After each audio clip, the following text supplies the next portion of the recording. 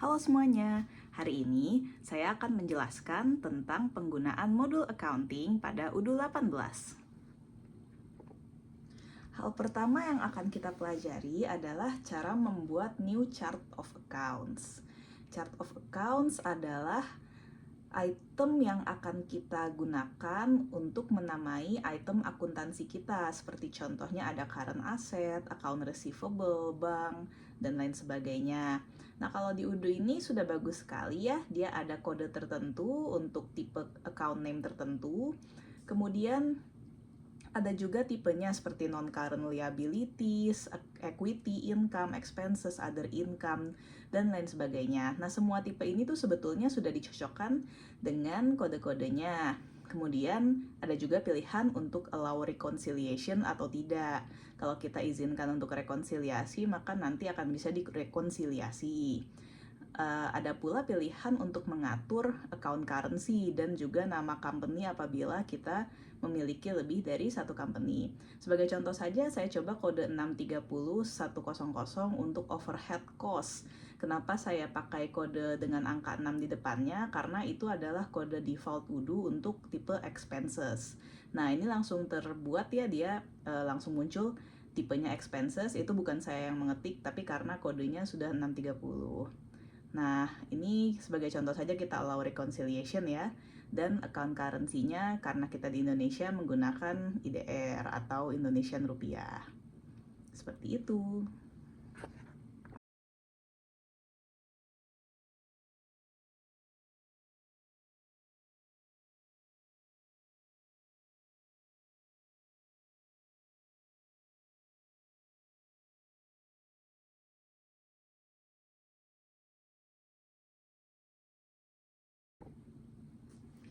Nah, hal selanjutnya yang akan kita pelajari adalah cara membuat vendor bill baru yang menggunakan pajak PPN untuk purchase atau pembelian.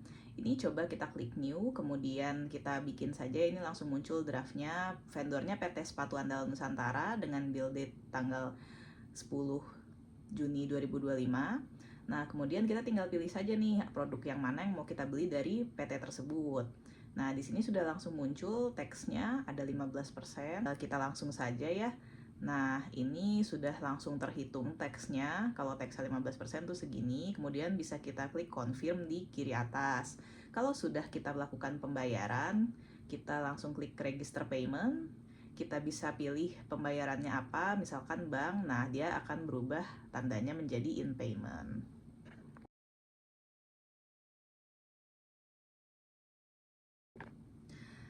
Hal selanjutnya yang akan kita pelajari adalah reconciliation models. Nah, reconciliation model itu adalah model-model rekonsiliasi yang sudah ada langsung dari UDU. Sebetulnya bisa kita tambahkan juga yang baru, akan tetapi untuk sekarang cukup 3 saja, yaitu yang pertama invoices atau bills perfect match.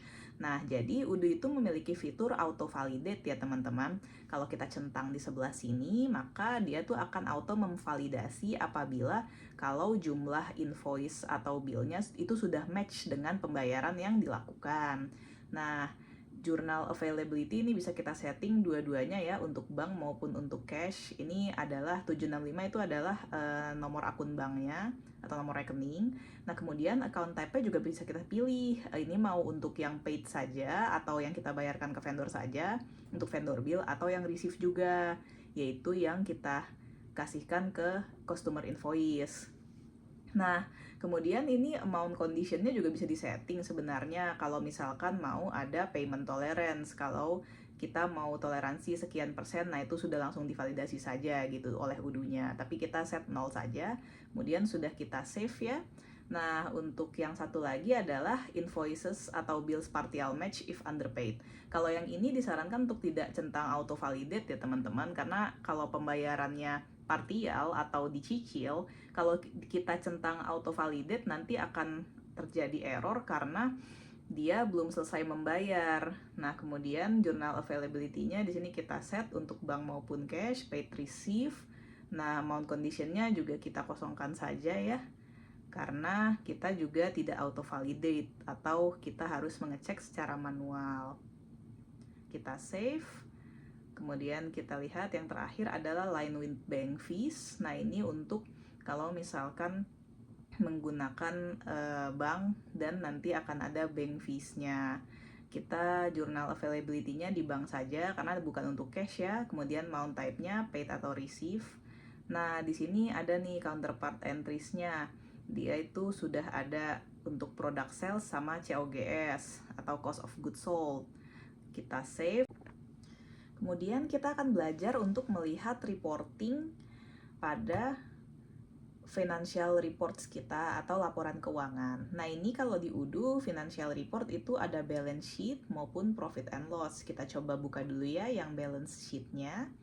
Nah, ini kita bisa milih di sini tipe account report-nya, kemudian apakah all posted entries atau all entries, tapi saya akan memilih all posted entries.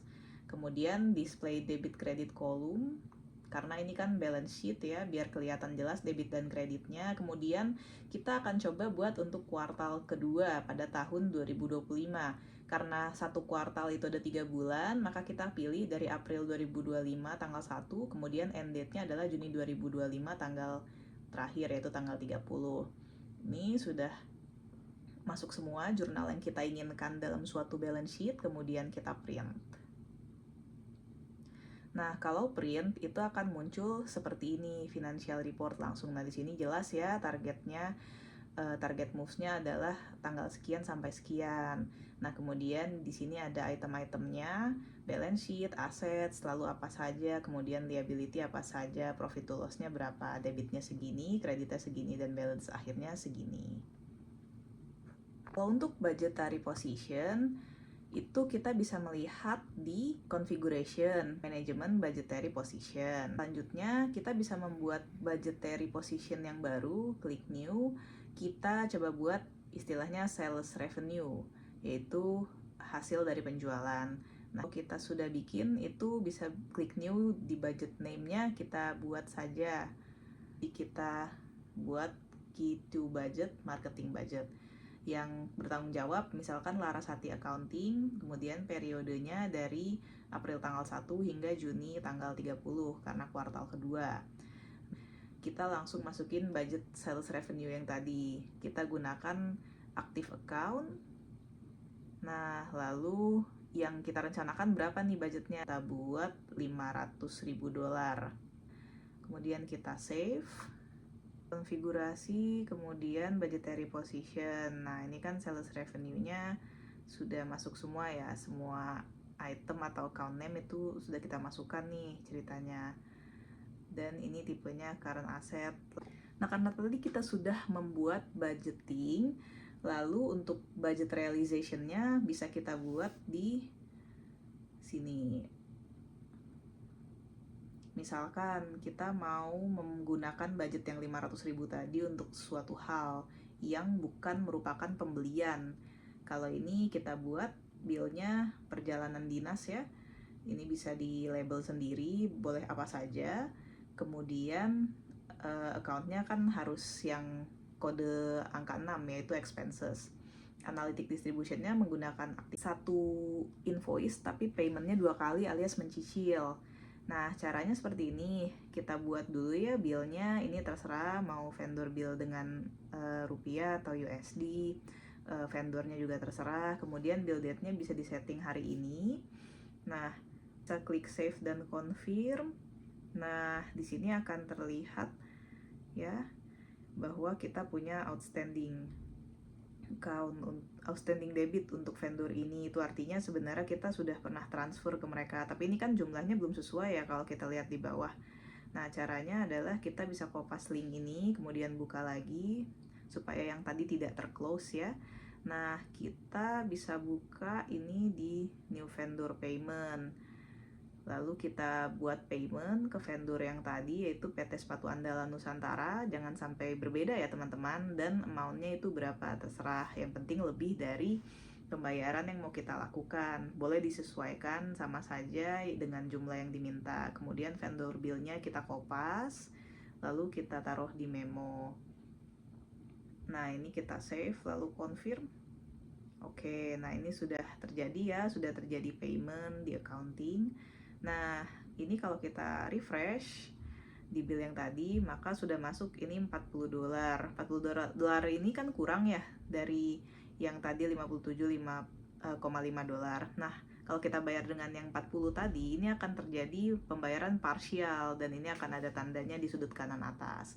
Bagaimana melunasinya? Ini kan baru satu kali pembayaran ya. Nah, caranya adalah bisa klik register payment di sudut kiri atas.